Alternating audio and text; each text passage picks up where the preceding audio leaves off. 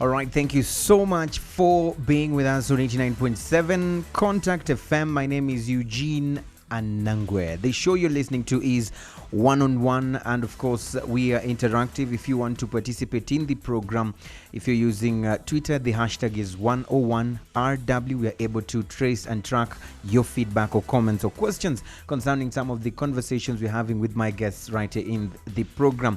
We're also on Facebook, 89.7 Contact FM. Just like the page and leave us your comments, and we'll definitely be able to add them into our conversations right here. As promised, today we're talking matters gender equality and also the monitoring activities on gender issues right in Rwanda. And therefore, my guest in studio is Mrs. Rose Rwabuhihi, and she is the head of Gender Monitoring Office. Welcome to the program. Thank you. Yes. So basically, we'll start very quickly and look into the issues of Rwanda's gender policy. What does the law say? What does Rwanda's position stand in terms of issues of gender? If we can start from there. Thank you so much, and thank you for giving us this opportunity to explain how gender equality stands in Rwanda. And I'm very happy to say that Rwanda stands very well. Most of the indicators are very positive. If you know the figures on governance, I think we are some of the best in the world, not only in Africa.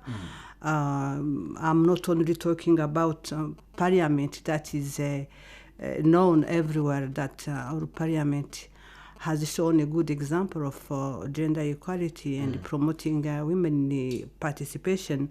But we are also enjoying very good indicators in many other sectors, not only in governance. That's the same, for example, when it comes to even economic empowerment. It doesn't mean that we have reached the sky, but we are really making a very good progress. And steadfast progress. That is the same in health, that is the same in many sectors. Rwanda stands very firm, very steady on promoting gender equality. And we believe that the Vision 2020, that is very ambitious on many sectors, is also very ambitious on gender equality. Sure. I think we will achieve a lot. Okay. Now, still remaining on issues of what is being done or those indicators that you mentioned here, you've talked about parliament and also the promotion of women in terms of, giving them ability or opportunities to also hold positions that in the olden days were probably preserved or reserved for men. But what is the understanding of gender equality? Because for those who are listening would think it's 50-50. When we say it's gender equality, then it should be 50-50. And we have a few men out there who seem to be worried that it seems like the women are now going to be given more advantages or more positions, and they're now overtaking us, and it's no longer equal. What would you tell these people? Okay, and I think your question is really a good one, because people think gender is about women.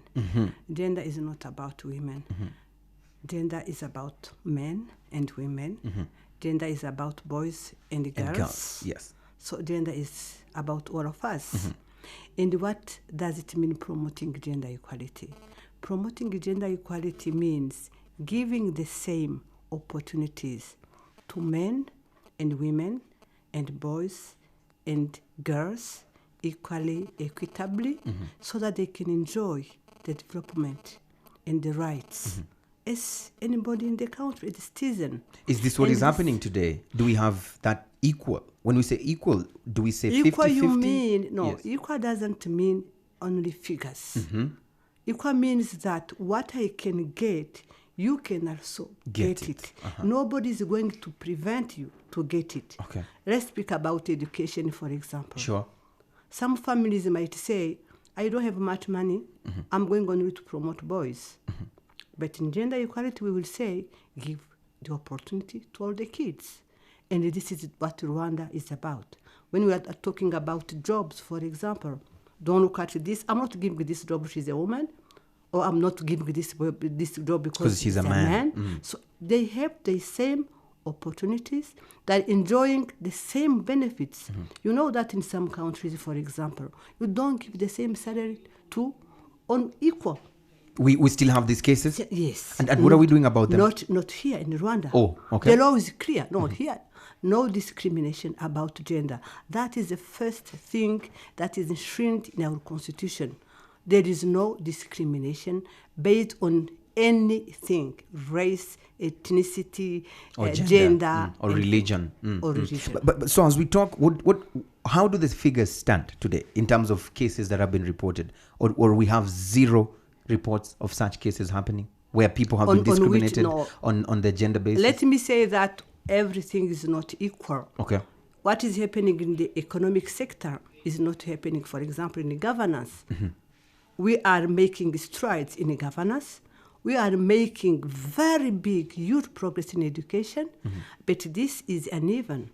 What is happening in economic security? Because it relies much on the culture, the share of power, the share of resources, the share of wealth. You know, when you have it fast, you don't want to give it fast. When you have it fast, you don't want to give it fast. Fast, the F-A-S-T. You have been, yes. You have been the first, for example, to get the land, and when the country was registering land, you know, people will not very easily say, okay, I'm sharing my land with a woman. There will be some kind of explanation, some kind of misunderstanding, but the good thing, the law is the law. For example, now, you know, in terms of land rights, a woman can have the land, a man can have the land, and they can share equally in the house, 50-50. We'll be getting into the details of how easy that has been or how hard that has been to achieve by your office and all other relevant institutions. But let's talk about the issues of gender-based violence. We have seen a lot of focus being put on the women. And as you said earlier on, when I mentioned the issue of women and men, when we talk of gender, it's always been mistaken that it's only affecting the women. But in this kind of situation, I would like you to bring to light the numbers or the situation as it is in terms of men being violated or being in violent marriages or being battered by their women.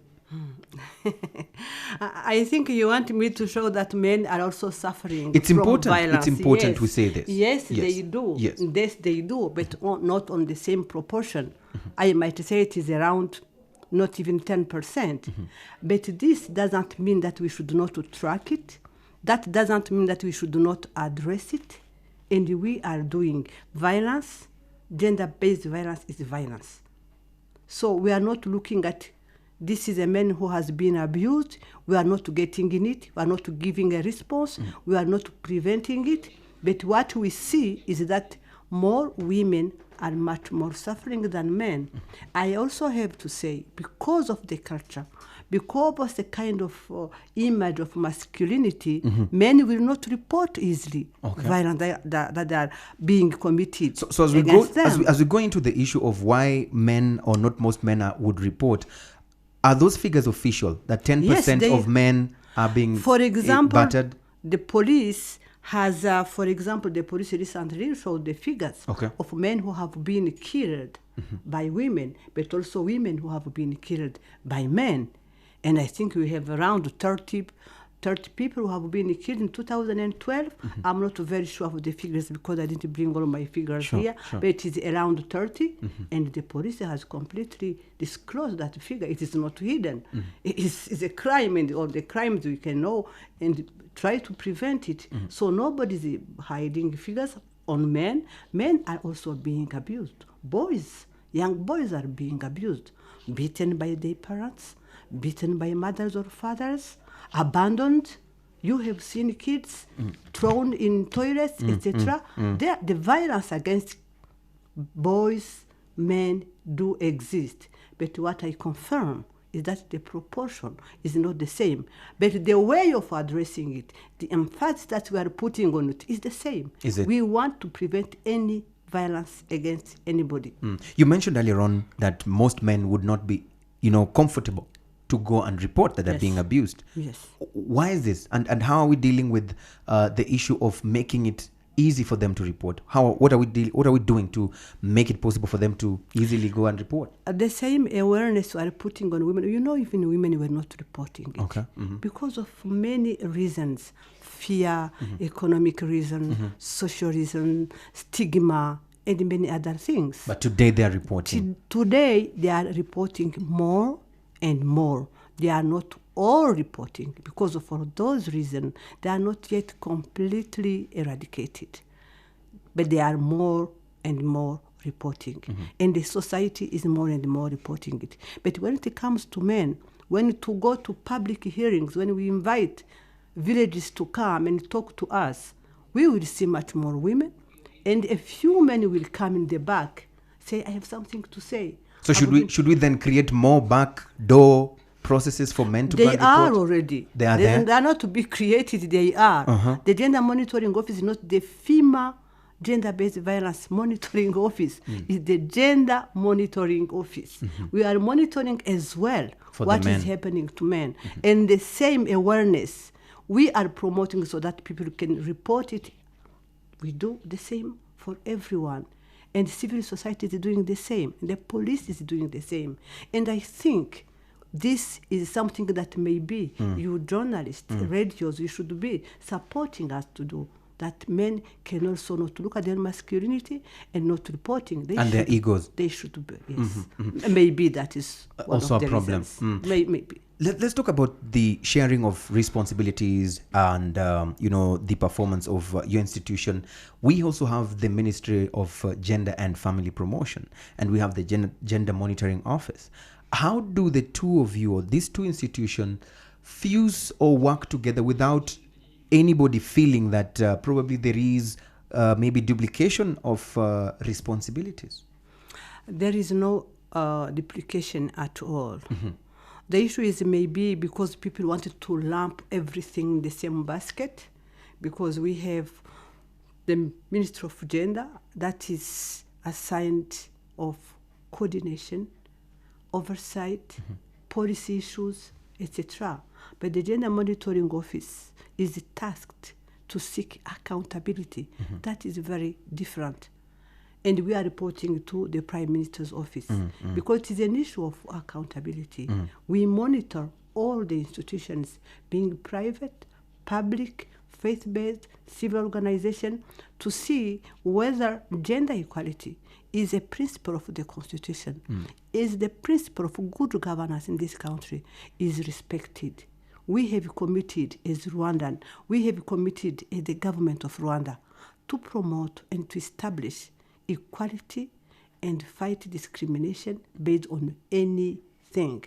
And we are there to look at that commitment, being the commitments enshrined in our Constitution, being those enshrined in the different commitments, international, regional, that have been ratified by Rwanda. That is our task. We are not going into implementation, empowering women, looking at children, supporting families. Our role is oversight, looking at accountability, monitoring, but also advocating so that issues are addressed or prevented. Sure. As you do this particular role, as you carry it out, how do you then address those Rwandan men, or even those who are friends of Rwanda, who feel that the men species is in danger? Looking at some of the processes that have been put in place to ensure that women get access to certain, things that maybe before they were not able to get. Like we have the parliament, which you talked about earlier. Do you ever get to a situation where you get worried and say, maybe in the near future, we might have now to turn around and have an opposite debate so that we can now see more men again get certain opportunities, because maybe we will have over-empowered the women? Don't you ever get to that feeling or thought? No, I don't think it can happen for many reasons. The first one is that the principle of the country is giving to everybody same opportunities. So I don't see the government that has put in its constitution equality, same benefit, same opportunities, now reversing it and putting more women than men, and starting again to fight against discrimination yes, of men. You see, men. it will be completely nonsense, and it can't happen, because that will not be respecting the constitution. That is one. Secondly, I don't think there is any fear for whosoever, because there is no threat. There is no threat. The problem is people don't look at gender equality as one of the tools for faster development. Because if you have girls who are not going to school, don't tell me it is promoting development. Yes. If you are lifting up girls to go to school, same as boys, then That is you are development. making progress on development. You can go the same in all the sectors of our life and our government. So it means there is no threat to anyone. What the government is promoting is that there is no one who is discriminated. There is no right that is violated against anyone. So there is no threat for men that the space is going to be pushed by women. There's little room So men for should not men. worry. You know, there is no worry at all, and Okay. you should help us explain it. To them. All right. Now, let's talk about the issues of, putting this sense into the minds of all those that are concerned with it. You've talked about some of the obstacles that are making men or some men who are probably in relationships or institutions where they're being affected or abused and they're not easily, able to go and report. What are the obstacles? What are the bottlenecks is your institution facing in spreading this message of equality? I think equality, you have to understand that it is not something that has been established for a long time. So it's a new phenomenon that is still not yet new, taken in. Not really new, but it is not old. And this is, I think, a concept that we have to explain to people. That is very important. If you look at, don't know if you speak our language, but if you look at the translation of gender equality itself, is not really translating that. It's saying something very similar, but, because It's not really it is getting not it. a concept that is enshrined in the tradition, in the culture. There is respect of women, there is respect of everyone in our culture.